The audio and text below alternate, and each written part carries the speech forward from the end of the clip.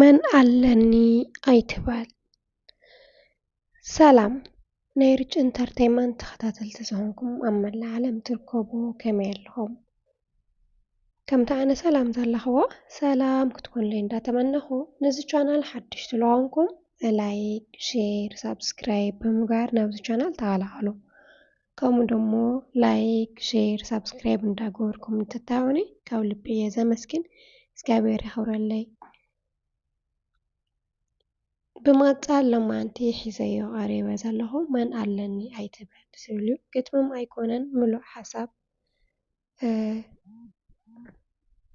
እዩና መን ኣለኒ እቶም ምሳይ ዝነበሩ የለውን ንበይነይ ኮይነ መን ኣለኒ ኣይትበል። ንጭንቀትካ ንፈውሲ ንሕልምኻ ድማ ኣግህዶ ፈጣሪ ኣብ ኩሉ ምሳኻ እዩ።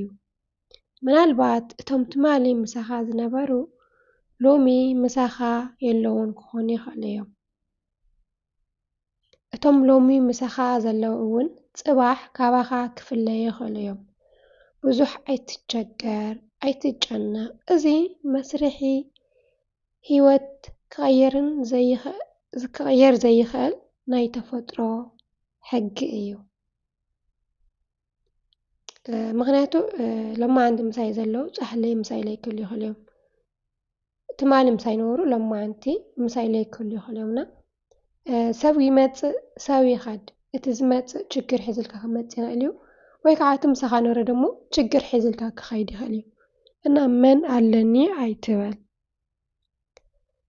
ሓደ ሓቂ ግን ኣሎ ኩላትና ክንስማዕምዓሉ ዝግባእ ኣብ ኩሉ ዘበለ እዋን ክንሽገር ኣብ ጎንና ዝህሊ ኣብቲ ዝጸልመተና ጊዜ ድማ ብርሃን ኮይኑ ዘሳልየና ብዙሕ ጊዜ እውን እንተተጋጊና ይቕረ ዝገብረልና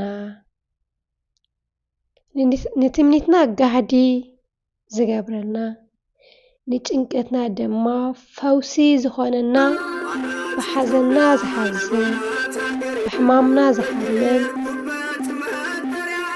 ኩሉ ጊዜ ኣብ ጎንና ዝኾነ ፈጣሪ ኩሉ ጊዜ ይምስልና ሰብ ካባየ ከይዱ ወይ ከዓኒ ካባየ ተፈልዩ ኣነ ብለይ እከላ ክነብር ኣይክእልን።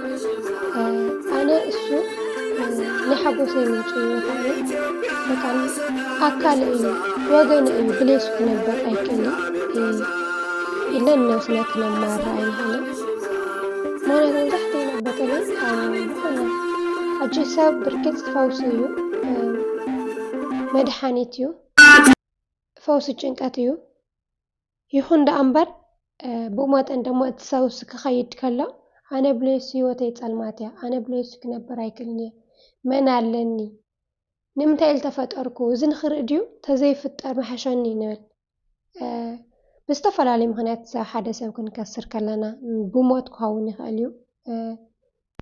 መልሓስ ዓጽሚ ይብላይ ዓጽሚ ሰብ ግን ትሰብር እያ እና ኩሉ ጊዜ በቃ እቲ ሰብሲ ብልኾነ ነገር ክንፍለዮ ወይ ከዓኒ ክርሕቐና ከሎ ኣነ እኮ ብለይሱ ክነብር ኣይክእልን ንምንታይ ወይ ከዓ ብሂወት ተሲእናዮ ከዓ ንምንታይ ግን ፈጣሪ ከምዚ ገይሩኒ ኣነ እኮ እሱ በቃ ህይወት እዩ ወይ ኣካል እዩ ወገን እዩ ንብል።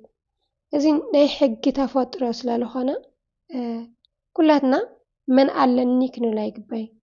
ከምቲ ዓንቶ ዝበልክዎ ኣብ ዝጸልመተና ጊዜ ብርሃን ኮይኑ ዘሰንየና እንተተጋጊና እውን ይቕረ ዝብለልና ንትምኒትና ጋህዲ ዝገብረልና ንጭንቀትና ድማ ፈውሲ ዝኾነና ፈጣሪ ኩሉ ጊዜ ምሳና እዩ። ፈጣሪ ኩሉ ጊዜ ምሳና እዩ። ምክንያቱ ፍጡሩ ዘይርስዕ ልዑል እግዚኣብሔር ስለ ዘሎ መን ኣለኒ ኣይትበል። ምክንያቱ ፈጣሪ እሱ እዩ ኣዛ መሬት እዚኣ ክንነብር ናይ ምንባር ዕድል ዘለና ብኡ ስለ ዝኾነ መን ኣለና ኣይንበል። እቲ ዘለና ፈጣሪ ወይ ከዓ ልዑል እግዚኣብሔር ኢና። ክብሪ ምስጋና ልዑል እግዚኣብሔር ይኹን። ኩላትና መን ኣለኒ ወይ ከዓ ወገነይ ከይዱ ኢልና ኣይነሕምቕ መን ኣለና ኣይንበል። ፈጣሪ ልዑል እግዚኣብሔር ኣለና። እንተተፋቐርና ብዙሕ ምትሕጓስ ምክንያቱ ፍቕሪ ኣካል እዩ ምንባር ደስ ይብል ተዘይኮይኑ ግን ኩሉ ግዜ ኣብ ጎንና ዘሎ ፈጣሪ ስለ ዘሎ መን ኣለኒ በይነ እየ ሰብ የብለይን ኢልና ኣይነማርር። ምሳኹም ፀናሕኹም ሩች ፍቅር እየ። ብቐፃሊ ቪድዮ እስካዕ ንራኸብ። ሰናይ ቅንያት ላይክ ሼር ሰብስክራይብ ብምግባር ቤተሰብ ኩኑ ኣነ